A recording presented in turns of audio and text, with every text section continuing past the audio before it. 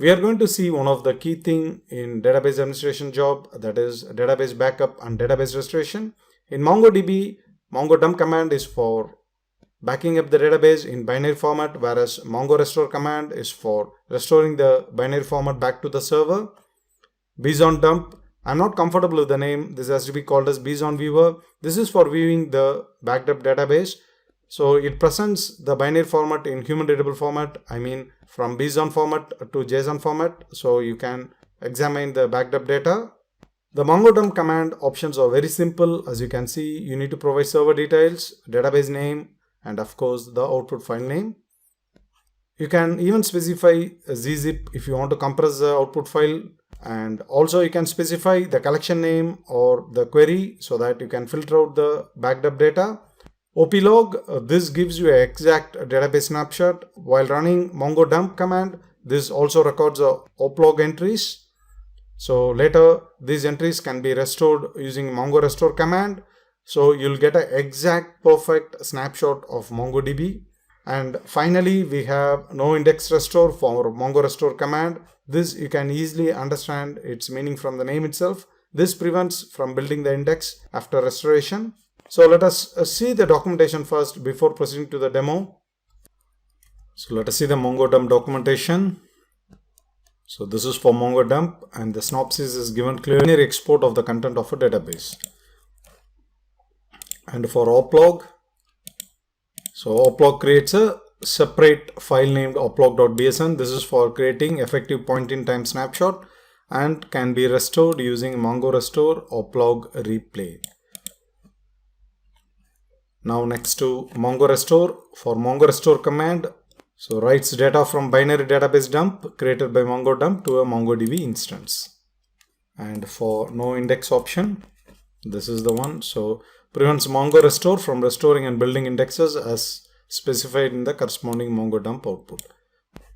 And finally to Bison dump, this is the Bison dump documentation page. It converts the Bison files into human readable formats including JSON. So this is useful for reading the output files generated by Mongo dump. So that's the purpose of Bison dump. We are going to see about Mongo dump, Mongo restore and Bison dump in the upcoming demo session. Mongo dump and Mongo restore can be easily done through the GUI tools. Just by clicking on the menu item, you'll be prompted with a window with many command options. And similarly for NoSQL Manager also, you just need to click this one and a window appears with all the options. So you can do things graphically easily. We'll be seeing this later. So we'll start with the command prompt first. We'll be demoing Mongo dump and Mongo restore using the command prompt first, and then later we'll be doing the same through the GUI tools. In the Mongo dump, I'm going to dump this collection which is under Learn MongoDB. So articles collection will be dumped to a file and then will be restored to a different database. So this is what I'm going to do through the command line now. The DB is Learn MongoDB. So --db learn MongoDB, and the collection name is articles. So that's easy. That's just collection articles. Now the output file is going to be out to E drive temp articles collection. So done dumping of this Learn MongoDB articles is the output. 17 documents. So let me check that. Yes, it's 17 documents. Let me view the content also here. This is the one newly created, and you'll be able to see the Bison file under this. This is the metadata file. This Bison file can be easily viewed through Bison dump command. Let me do that. bson dump, and the path to this file. This one is located. This must show us the JSON content of the bson file, articles.bson.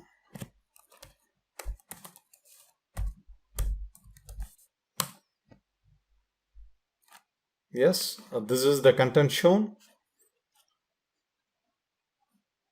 So let me verify the content here also.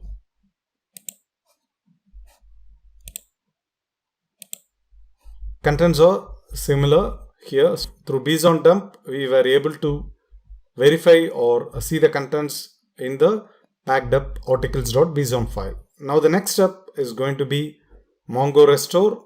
I'm going to restore this articles.bson to a new database. I need to change to the path where the backup has been taken. So I have changed to the path. So now my path is etemp articles collection. Next, I have to run the Mongo restore utility. I haven't set in the class path. So I'll be using the complete path to run the Mongo restore utility. Let me copy this one.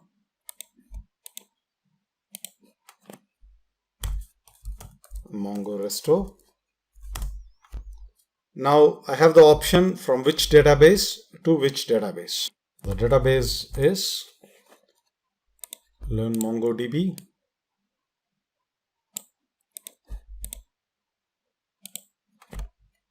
I'm going to make it as 2 and the source is Learn MongoDB. Oops, I just need to cover this within quotes. This is because we have a space between program and files path. So as you can see here, building a list of collections to restore from Learn MongoDB directory, reading the metadata, and then it has successfully restored to MongoDB2. This is a new database which it has been dynamically created using Mongo restore command. So 17 documents. Let me check this through the GUI. In the GUI tool, a new database is created and the count in the collection is matching with the command line option. As you can see here, 17 documents. Here also we have 17 documents. So Mongo restore has happened successfully. In the next step, we are going to use NoSQL Manager tool to do the Mongo dump and Mongo restore activity. So we'll be using these two icons here in the NoSQL Manager tool. I'm an NoSQL Manager for MongoDB. So the first step is to do the Mongo dump utility. So I'll click this icon. On clicking this, you can see here articles collection is selected already. And you need to specify the output directory. I'll specify as original. This DB path option is no longer valid. Similarly, directory DB option is also removed from latest versions. To run a repair, you can have a repair option. This will write only the valid data to the output and force MongoDB to scan data store directly. This is usable when you are going to have your customized ID rather than the auto-generated ID. The final option is DB dump users and roles. We don't have anything here. So I'll be just going with only output directory mentioned. And on clicking the run tool icon here, we must see the articles got dumped to this path. So let me open this one to verify the same. I got the articles.bson backup of this articles collection here. The next step is to use a Mongo restore utility. Doing a Mongo restore is very easy. Just you need to click this icon which is next to the Mongo dump utility.